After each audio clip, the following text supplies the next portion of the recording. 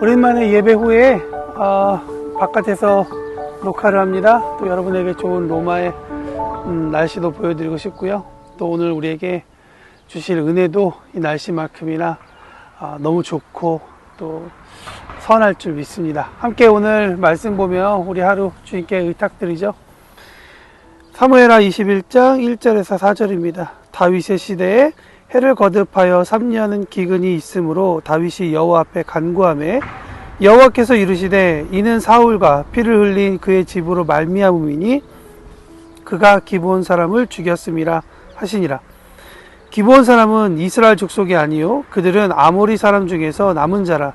이스라엘 족속들이 전에 그들에게 맹세하였기를 사울이 이스라엘과 유다 족속을 위하여 열심히 있으므로 그들을 죽이고자 하였더라. 이에 왕이 기브온 사람을 불러 그에게 물으니라. 다윗이 그들에게 묻되 내가 너희를 위하여 어떻게 하랴?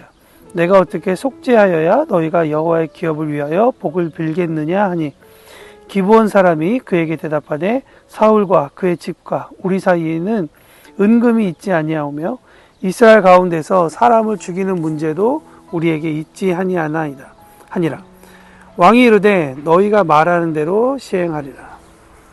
사무엘하 21장부터 24장은 이제 이 다윗 왕조의 마지막에 일어났던 일을 기록합니다. 과거에 해결되지 않은 죄 청산과 또 나라에 임한 국가적 재난, 기근의 원인을 찾아 나서는 기록이 있죠. 그리고 그 과정 가운데 다윗의 노년에 신실한 용사들이 다윗을 위하여 열심히 싸우는, 또 이스라엘 위해 열심히 전쟁하는 모습이 기록되어 있습니다. 오늘 본문에는 이제 연로한 다윗 왕의 모습이 등장합니다. 1절 말씀에 보면 그의 통치 말미에 해를 거듭하여 3년간 기근이 있었다라고 성경은 이야기합니다. 3년이라는 시간은 우리에게 조금 의미 있는 시간이 될 것 같습니다.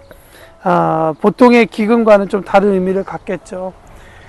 시간상으로 보면 이제 사무엘하 이후에 나올 이야기이지만 북이스라엘에 아합 왕이 있을 때 그 왕이 하나님을 말고 자기의 아내가 데려온 이방신을 섬겼을 때 이스라엘에게 큰 죄를 범하게 되었죠. 하나님은 이 일을 선지자 엘리야를 통해 이스라엘에게 3년간의 기근을 줍니다. 이런 3년이라는 시간은 아주 특별한 의미를 가지고 있다라고 우리가 보는 것이 맞을 것 같습니다. 본문은 이 다윗 왕 시대의 말미에 일어난 이 3년의 기근을 여호와께서 답을 주시는 것으로 그의 원인을 찾게 됩니다. 여호수아 9장에 보면 여호수아와 기브온 사이에 한 가지 언약을 맺습니다. 그것은 이들이 여호수아를 필두로 이스라엘과 한 가지 언약을 맺은 이야기가 나오는데요. 가나안 정복을 이스라엘이 할 때 많은 족속들과 싸움을 했지만 특별히 이 기브온은 여호수아를 속여서 그들과 화친을 맺습니다. 나중에 이것이 속임이라는 것을 알게 되었지만 이미 화친을 맺고 난 다음이었죠. 그래서 여호수아는 한 가지 약속을 합니다. 영원히 이 기브온을 죽이지 않겠다. 대신에 제단 옆에서 여호와께 올려드리는 이 제사를 돕는 일을 해라. 그래서 제단에서의 봉사 일을 맡기게 됩니다. 그러나 사울왕은 이 이스라엘과 기브온 사람들 사이에 맺은 조약을 범하였고 그로 인해 기브온 사람들을 죽이는 일을 하게 됩니다. 혹 어떤 신학자들은 이것이 사울이 자신의 어떤 도시를 쌓기 위한 일 가운데 기브온 사람들을 죽였다라고도 이야기를 합니다. 어쨌든 오늘 본문의 말씀에 좀 이런 일이 일어나는 것이죠. 하나님은 어떤 모습을 우리 가운데 보여주고 계실까요? 본문에서 하나님은 비록 본인이 기브온이라고 하는 이 이방 민족과 직접 언약을 맺으신 것은 아니지만 당신의 이름으로 언약된 이 일에 하나님께서 신실하게 책임지시는 모습을 보여주십니다. 비록 상대가 이스라엘이 아닌 말씀드린 이방인이라 할지라도 하나님은 끝까지 이스라엘의 이름이 들어간 자신의 이름이 들어간 그 일을 위해서 성실하게 행하는 모습을 우리가 보게 됩니다. 이것을 통해 우리는 하나님의 성실하심을 발견할 수 있을 것 같습니다. 반면에 사울왕은 자신의 유익과 자신의 성공을 위해서, 정치적인 상황을 위해서 하나님과 이스라엘이 맺은 이 약속을 깨뜨리는 결정을 하게 되죠. 사람은 자기 유익을 위해 약속을 깨뜨리는 경우도 참 많은 것 같습니다. 그러나 하나님은 약속을 기억하시고 그 약속을 신실하게 만들어 가신다라고 하는 그 사실을 우리가 기억했으면 좋겠습니다. 그래서 사람으로 인해 이 약속이 지켜지지 않는 그 아픔 때문에 하나님께서 우리에게 주시는 이 약속, 언약을 이행하시는 그 사건을 우리가 의심하게 된다면 하나님은 사람과는 다르시다라는 그 사실을 기억하는 저와 여러분이 되기를 바랍니다.